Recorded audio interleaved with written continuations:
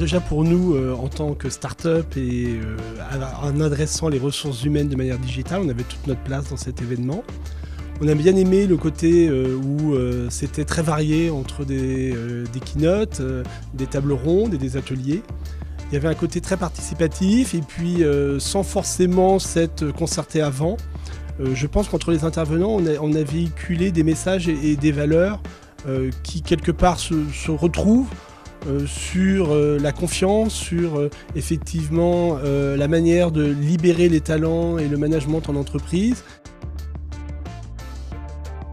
Après cette matinée passée autour de cette conférence, il me vient juste un premier sentiment, c'est que bien-être et bienveillance au travail, ça fait déjà longtemps qu'on en parle.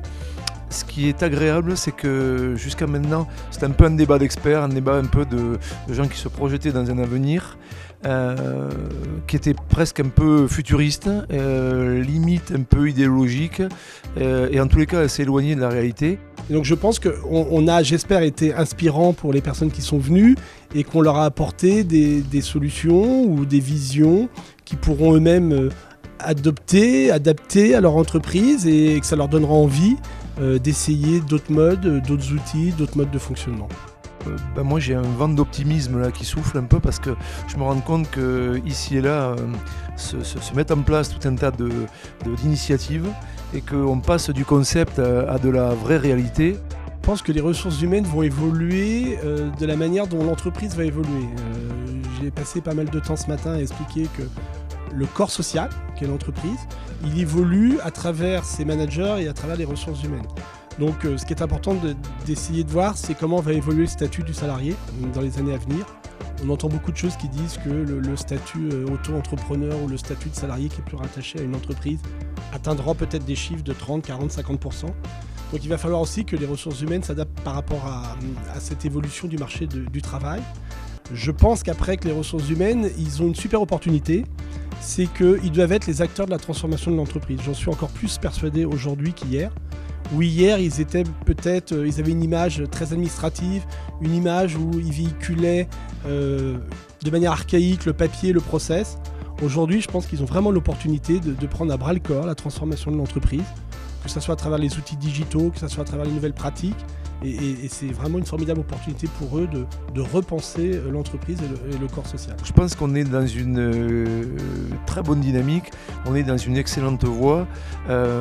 Ça va filer un petit coup de vieux à des entreprises qui ont un certain mutisme aujourd'hui, mais tant mieux. Ça va secouer un peu différents secteurs et tant mieux. Et je sors de la plénière où s'exprimait un général de l'armée sur le recrutement. Ça je trouve ça très très bien parce que si l'armée quand même vient pénétrer un peu, j'allais dire, ces conférences autour du bien-être, du recrutement dans l'armée, je pense que c'est un très très bon signe pour nous tous. Le mot qui me revient, c'est l'échange. L'échange que nous, on veut qu'il y ait en entreprise, entre les collaborateurs, entre les managers. Il y a eu beaucoup d'échanges ce matin sur des opinions qui pouvaient être divergentes, mais d'échanges sur la prospective, sur la manière dont on voyait le futur. Et je crois qu'on convergeait tous vers un monde dans lequel les RH vont plus favoriser la relation humaine qu'aujourd'hui les ressources en tant que telles, en tant que ressources, je dirais, plus industrielles. Donc vraiment le côté relation humaine est très important. On vient de terminer Future of HR à Toulouse. C'était une excellente matinée. Il y a eu énormément d'échanges, de débats. Pour reprendre les mots d'introduction de Pascal qui disait que tout est parti d'une rencontre. Et c'est vrai, tout est parti d'une rencontre. Et je pense que la conclusion, c'est terminé avec des rencontres. Et je pense avec des rencontres qui vont perdurer dans le temps. Parce qu'on a mis le doigt, grâce à cette conférence, sur les échanges, sur la vision qu'avaient certains RH, sur leur envie de se digitaliser, de s'humaniser, d'aller encore plus loin sur le côté bien-être et performance, qui était vraiment le but de cette conférence. Initier les conversations, initier les échanges, et avec un tout petit peu de recul, c'est vraiment ce à quoi a servi cette conférence. Oui, effectivement, donc je pense que tout le monde est ravi. En tout cas, moi, je suis ravi. Tous les participants aussi étaient très contents, puisqu'une entreprise se doit d'être performante pour être pérenne. Mais quel manager, quel DRH ou quel RH pourrait ne pas se préoccuper de la bienveillance et du mieux-être de ses collaborateurs?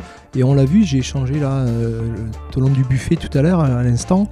C'est des échanges simples et des RH qui nous parlaient, ce qui est de bien, c'est qu'on n'était pas sur des éléments conceptuels avec des exemples pratiques, des échanges, des retours d'expérience et tout simplement la vraie vie du quotidien. Et on revient à des fondamentaux, c'est l'échange, la communication, le partage et c'est une manière de partager tous ensemble et d'identifier, construire les possibilités, les différentes manières d'essayer tous de donner du sens, trouver du sens, donner du sens à ce qu'on fait au quotidien en tant que salarié, manager, patron.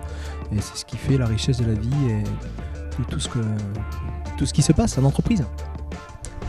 Et du coup, maintenant, notre mot final et la conclusion sera vivement la prochaine édition de Future of HR à Toulouse. Merci.